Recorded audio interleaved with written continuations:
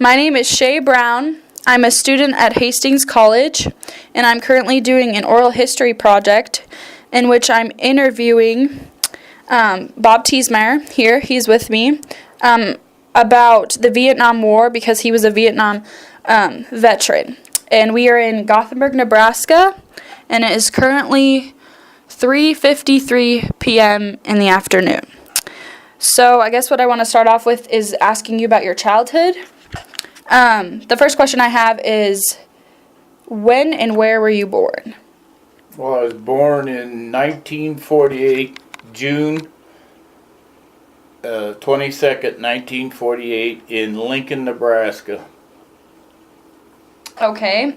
Who were your parents? So who you were born to? My folks were Helen and Herb Theasmeyer. All right. And how many siblings other than you? Got two sisters. Two sisters. One older and one younger. Okay. What did your parents do for a living? Well, we lived on the farm for, I'm guessing, 10 years maybe. Dad farmed, and then we moved to Hallam, Nebraska, and he continued to farm, and then he finally retired out of farming and went to work at the Beatrice State Development Center in Beatrice. Alrighty. What were some of your chores or like household duties as a child? Did you have more or less than your siblings? About the same? No, it was about the same. We Mom always had stuff for us to do, and of course we had chores out when we lived on the farm, you know, typically farm chores, you know, feed cows. I had a pony or a little Shetland pony, so that was my responsibility, taking care of her, chickens and stuff like that there, and then that's about it for on the farm. Okay. Did you guys have any family traditions that you did, whether as a Christmas time, Thanksgiving, any sort of? Well, we always had, like, I can remember going to the Theasmeyer Heller reunion. My grandma was a Heller, was her maiden name, and we went to Lincoln at, Pioneer Park, that's what it was. Pioneer Park, always had like a Theasmeyer Heller reunion there, and other than that, that's about it.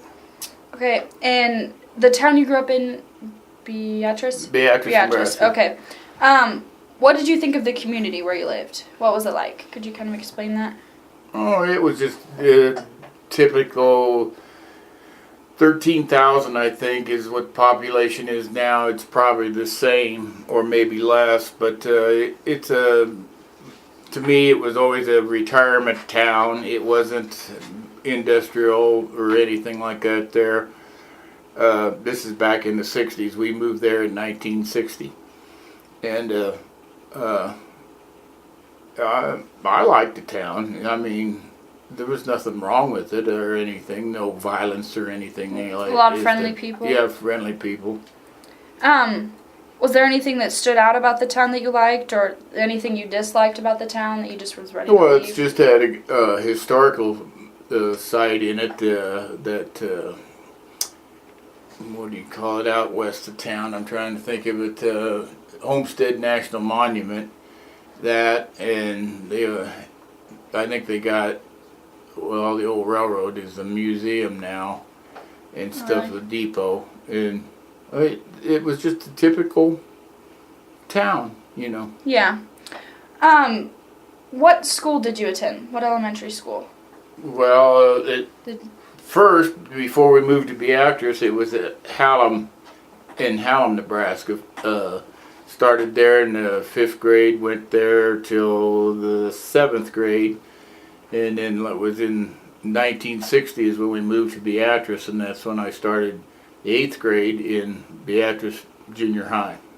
Was it a fairly big school, or was it small? Beatrice's?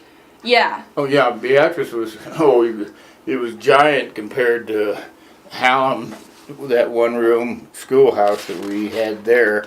But yeah, it was, I don't know how many kids in there. But my graduating class, I graduated in 1966. We had 250 some. Wow, that's quite a bit. What was something you enjoyed most about high school, elementary school, schooling overall? Well, elementary, I didn't really. I guess really don't have any memories about. Well, I got memories, but I mean about anything standing out about elementary school. High school, when we went to Beatrice, I started playing football, and football was my big thing. I didn't get into any other sports. It was just football and things like that. And then I won the Roger Woods Trophy. They had a kid die there of a heart attack in the locker, and his dad set up a memorial, or not a memorial. What am I trying to say? A scholarship thing. Oh, and I won that Roger Woods Trophy. Okay, did you have a specific teacher that you liked? Oh, it would have had to have been my shop teacher. Your shop teacher? Mr. McMullen was his name. I still think he's still teaching. He might be retired now. He still lives in Beatrice, but he was. You could never get that guy to smile or laugh or anything, but we got him to laughing one day. And stuff, and he was really quite the guy. I mean, but he was my favorite. Okay. Any particular subject that you liked that was like your favorite? No. No, none of them was my favorite at all. Yeah. If anything, I'd say it would have been history. History? Yeah, but I didn't like the part where they started, clear back when Columbus and all that, and the discovery in the world, and I didn't care for that. I liked it when it got up into the World War I and World War II, like that there, and that's what I liked about it. Otherwise, the rest of that stuff I didn't really care for. Yeah. Who are some of your friends, and do you still get together with those same friends? Yeah, Dave Marquette, he lives in Colorado, and we go out and see him all the time. Well, not all the time, about every other year. Quite a few of them gone. I mean, they passed away. But I was friends. I hung around with everybody. Even like back then in the 60s, they said, oh, them are bad dudes, bad kids, So hey, I still ran around with them, and ran around. Of course, the real high rollers, that thought, you know what I mean. I still talked with them and everything, but I didn't really much. Didn't have much to say to them and stuff.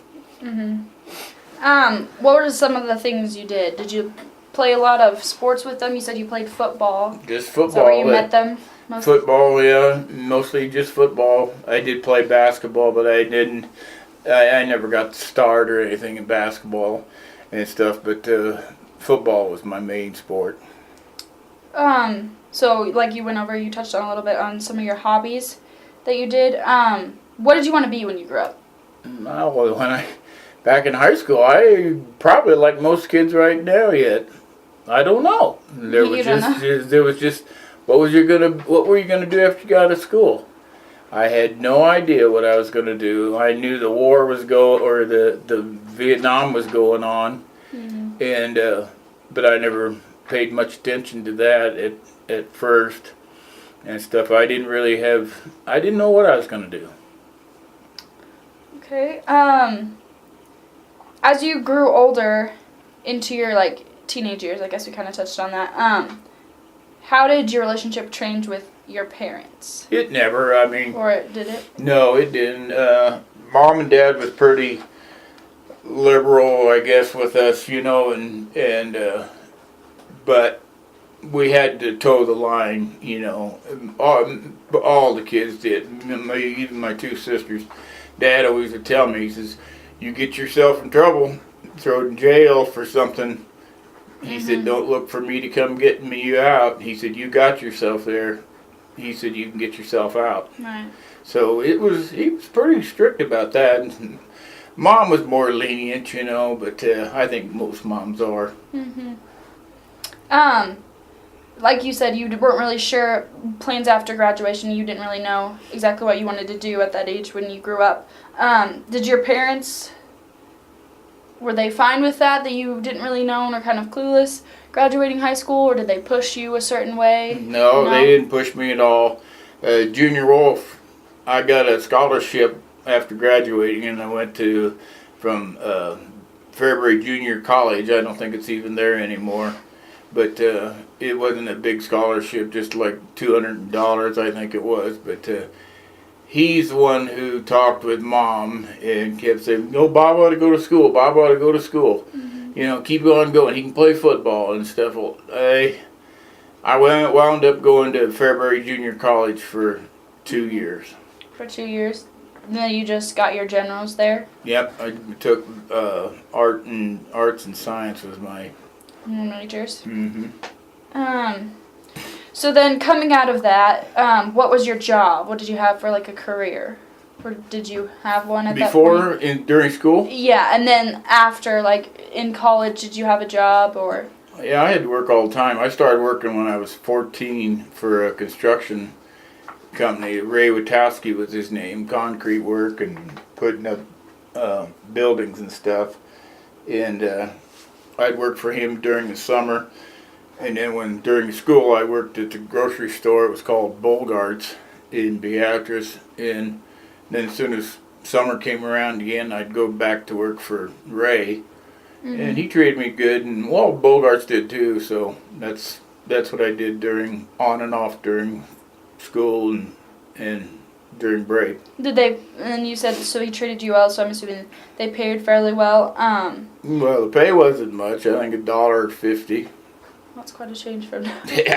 Yeah. Did you enjoy this job? Whether it was? Oh yeah, I didn't mind it. I didn't mind it. He didn't push you, but Ray was the kind of guy, the kind of boss that if you did something wrong, he told you once, you know, and you didn't forget it, you know what I mean? As you worked, you said you started at 14, and then that was like your basis for like your first job. Did this help contribute to your family's income? Did you help on the farm, and then in return have to? No, not on the farm. Dad had control. You know, he did that, and we didn't. I didn't help nothing there. Even in my growing up, you know, during high school with my jobs and stuff, all I did was I put my money in the bank, because if I wanted a car, I had to buy it, you know, and whatever I wanted, I bought. Oh, they furnished, you know, clothing and stuff like that, and dental and eyes, but you know, if I wanted anything, it was out of my own pocket. So I put most of the money away. Okay, going on into after college, did you still come back and work at Bogart's, or did they have anything like that? What was your, I guess, did you have a job in college or right after? No, I didn't. Well, I still worked at the grocery store during while I was going to school at Fairbury. Okay. And the same way, in summer it was the same thing.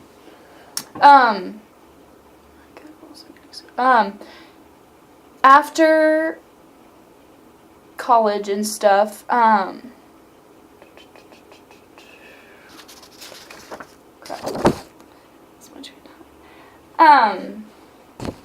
did you see yourself going anywhere with, you said you studied arts and sciences? Going anywhere with that type of career? No, I didn't. I had, it's just like before when you asked me about what was you planning to do after school, or, you know, and stuff for a career. No, I had no decisions yet on what was going to happen. I had no idea what was going to happen. Okay, did you meet anyone along the way, like, as in relationships with any females, I guess? And could you kind of, I guess, elaborate on that? Like, where kind of you met, how long you dated? Oh, just kind of. well, I went with a marriage. girl in high school. Not till my senior year, and her name was Yvonne, and we dated all during my senior year and stuff. Mm-hmm. And then I don't know what come over that, but but it just, things come and go. Mm-hmm. And then I met Mary, my wife, for 47 years through a bet. It was even when at Bogart's we were working. Junior Wolf, who is now, he was a buddy of mine, Mm-hmm. but he's gone. And he said, I asked who she was, and Junior said, she's a Catholic girl. She said, you'll never get a date with her. I said, I'll bet you $5. And so I won $5. Oh, wow. So that's kind of how you met, and then you just asked her to date, and then I'd just been dating for a while since then, and then We dated about a year and a half, I think. Mm-hmm. And before, well, we're getting ahead of ourselves here, because we dated a year and a half, and during that year and a half, my school, I was being drafted, so we're getting ahead of our paperwork here. Okay. So then, you were drafted at what age? Let's see, I was 18? 19 19? years old. 19.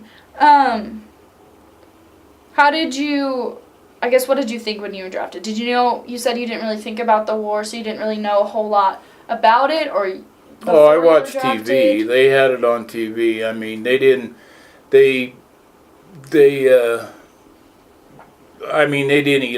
well, they did too.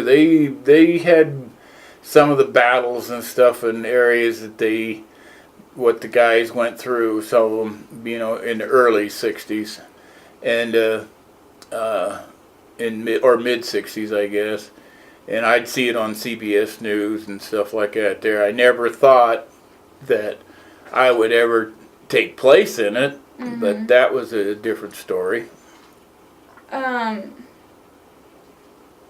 When did you actually, I guess, did it change your perspective when you were drafted?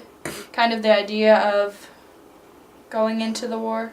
No, I knew it was, I was number 2 to be drafted. Pat Riley, another school classmate, he was number 1, I was number 2, and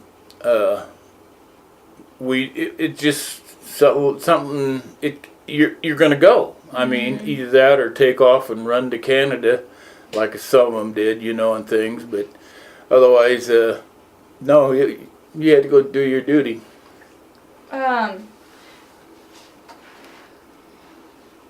Did you think it was hard, or I guess, how hard was it to leave, and why? When you went over to Vietnam? When I went first into the service, I guess you mean? I should ask you, what day, if you remember? Well, I went in August of 1968, and that was my hard first time I ever really left Nebraska. I mean, I went on trips, and things. I went to the East Coast, but really left Nebraska and wasn't coming back for a while. And that kind of hit home, Did you have any main concerns or fears when you left? No, going into the Army, I figured no, I didn't have any concerns. I'd probably wind up going overseas, over to Vietnam, but it didn't bother me at the time. Didn't bother you? Where did you say exactly where you were stationed at?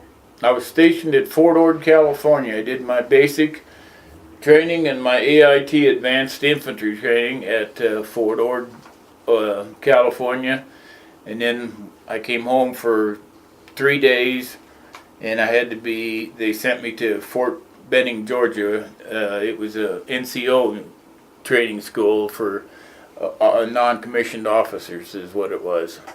So I was going to be in. I knew then that I was going to be in charge of a squad or something over there when I made it over there. Wow. How did you feel, I guess, when you first arrived over there and it kind of settled in? Well, the day we arrived, they scared the hell out of us. I mean, we coming in on that regular airplane, just in things, and they all of a sudden, of course, the whole plane was loaded with, well, probably 200 and some guys on it, 260. I don't know what they carried, them big jets. We were coming into, I think it was Long Bend. Yeah, it was Long Bend, and we're coming in, and all of a sudden the pilot coming on the intercom said they're taking it fire, but we already are on our approach, and we have to land. You could have heard a pin drop on that plane, and I mean everybody's throat was a big lump in their throat was right here. We thought we ain't even going to hit the ground. We're going to be dead, But yeah. But that's when it kind of woke up, and said that it's this is real. Yeah, this is real.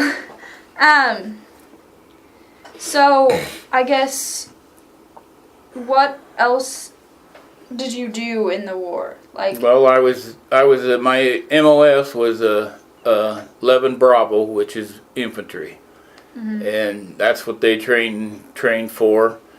And with the infantry, you train on all kinds of weapons and how to fight, mostly how to kill your enemy, and stuff, and you stay alive and things, and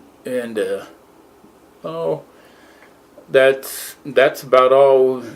And how to command people, I guess, or other personnel.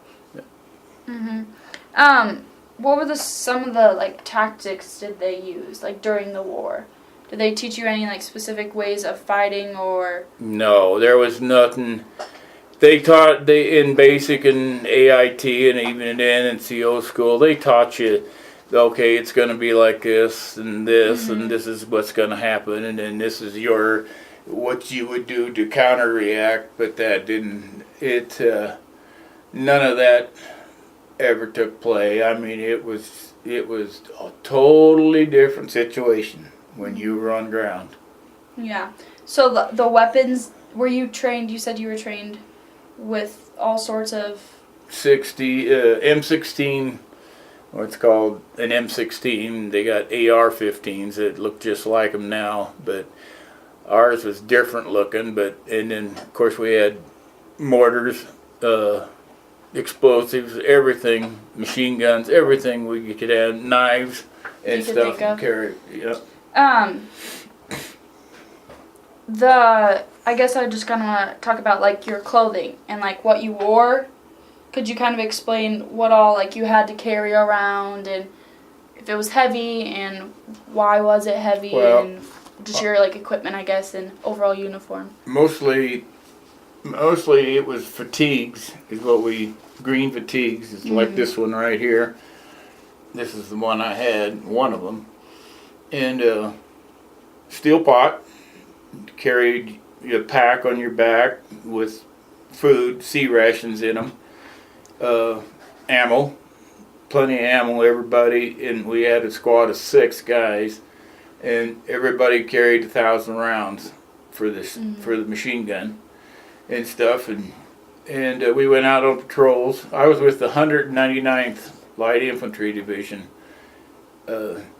is who I was stationed with, and over there, right north, kind of northeast. On the map it'd be northeast of Saigon.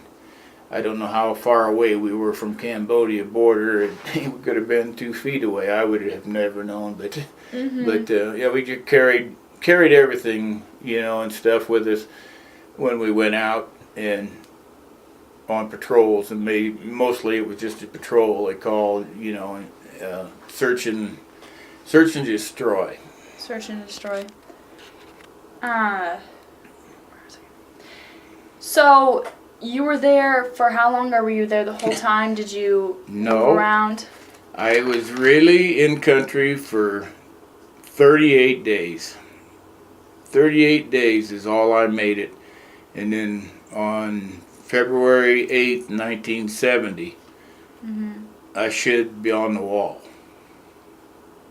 Do you kind of want to talk about that, or I guess would I?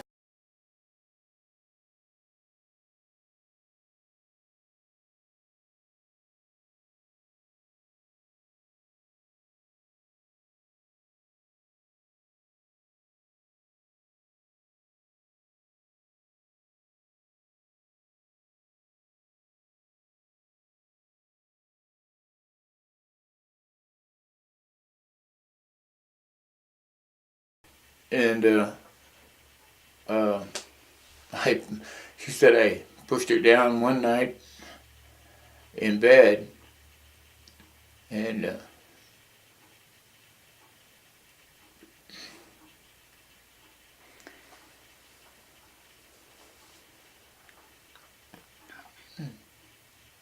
protecting her, I guess. Yeah. Okay, so we were just talking about kind of the impact, how you felt after the war, like if things turned back to normal, if they didn't, kind of going into your wife Mary, her experiences and yours, and the just different emotions you felt after the war. So then I wanted to tie into how were soldiers treated? Did you feel they were treated fairly? I guess just the differences. Like, do you think they were treated fairly? If not, why? If so, could you elaborate on that? Well, I didn't get in on none of this because I come home on a medevac plane and I went straight from one hospital to the next hospital as soon as I got home. So I didn't see all this, but there was talk, and there you can ask a bunch of them guys that was over there. They were told as soon as they got home, of course, all this protesting and everything was going on and everything. And they're told as soon as they got, like if they come back to California or Seattle, wherever they come into, told get out of that uniform and get into civilian clothes as fast as you can. Don't linger around. Go home wherever you're from. Go home. There were people, they were getting spit on and called baby killers and everything. It wasn't right. Yeah. So obviously that upset you and had an effect on not only you but everyone around you. Being a soldier or being, involved in the war somehow. Do you think, after all this happened and kind of like coming back, in a way, I guess, as a soldier, you probably felt like you served your country and were obligated with respect and came back, weren't necessarily treated with respect. Would you then go back if you ever had to? Did you think after that moment, I'm never going back if they ask me to, if something else comes up, if there's another war? Oh no, I'd go. I'd probably do it again. But I think they should. The Vietnam guys. It was nothing. And I might be wrong, but Yeah, it just felt like it was nothing. Because basically, like we talked about earlier, the government kind of had control of it and you didn't. yeah, they didn't even recognize us. Yeah. So that was probably hard. We did some research as a class, and they said that, correct me if I'm wrong, in order to know the outcome of this war, they said the measurement of, like, a success, I guess, was the body count and how many. They talked about body count. That's all they wanted. That's all a big house wanted, body count. Count. To know. And if they if they would just have stayed out of it and let a war, let everybody do what they had to do, you know, it probably would have been over. And it wouldn't have lingered on. So then, do you think, you could, I guess, explain in one word, if you can, to describe the war or like the way you felt, anything related to that, and why? I mean, if not, that's totally fine, but Oh, if it comes to mind. I forget what's the name of that song, but war, it's nothing but hell. And that's what it is.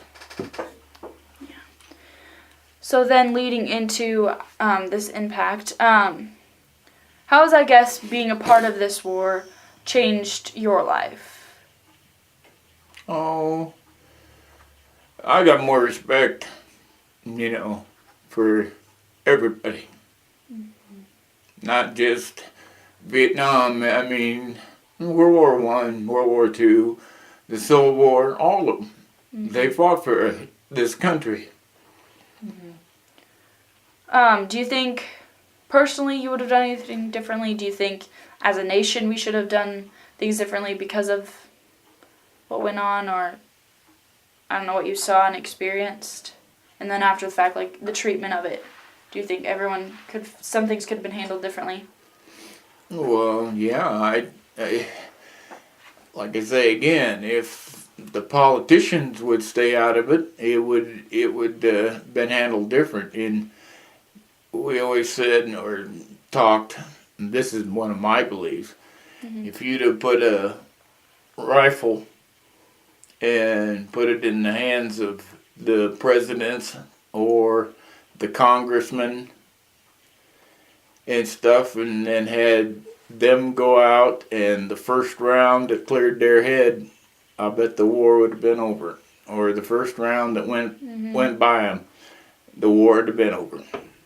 Probably. I know that I might be totally wet on that, but I think it would have been. That's just, yeah, your belief. I guess, what lessons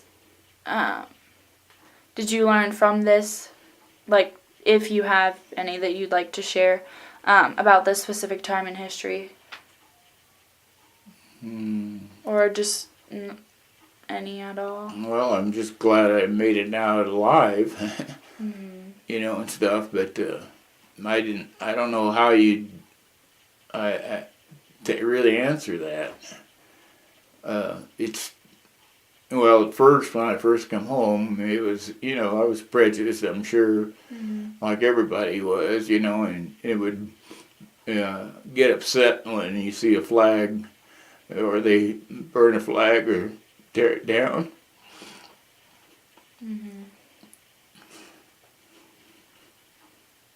And now it's kind of changed, you know, I see you see it on the news all the time now. There's no respect anymore. I just kind of lost, you feel like. So obviously that's kind of like your views and how they've kind of changed since then, and respect issues. So then, since the war, how has your life evolved? You said that you, coming out of the war, were married. So then after the war, you had kids? Yeah, I got 2 girls.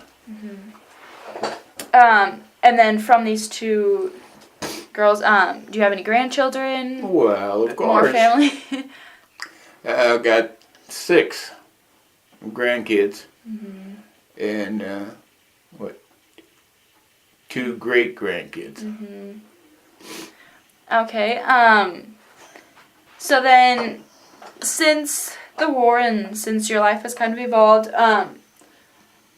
have you made any sort of career or anything, like, since the war? You just kind of lived your life? Like, did you work anywhere and do anything? I worked for natural gas pipeline for 22 years, and then I left them and went to work for Department of Roads, here, Nebraska Department of Roads, and retired out of there was 15 years. So I guess I retired from 2 different places, but I've been retired now, what, 6 years, 7 years, 7 years, I guess it is. So that's kind of what you did as your life kept Mhm. evolving since the war. Okay. So then, yes, you did say you retired. Any significant memories that stick out to you just from your life in general? Or like certain things that, I You don't mean know. as compared, I mean, what? Like, yeah, I guess compared to, I don't know, anything that's really like impacted you aside from the war. Oh, well, yeah, I like cars. Yeah, I like always have been a car nut, Mhm. and what, 30 years, 29 years ago, I bought a Corvette and still got it sitting here in the garage today. So yeah, I guess I'm still a car buff, and that'd be about it. So that's kind of your hobbies now Oh and yeah, what you yeah, look forward that. to. Alright, well, um, I guess if you'd like to share anything else about the war, about your life, I'm open to that. Otherwise, that's basically the end of the questions I have for you. If you have anything else, you can feel free to share. Well, I don't really have. No, I guess it's you just look back on it and like you say, there's things that kind of break me up. But I'm just glad to be alive, I guess. And to be here.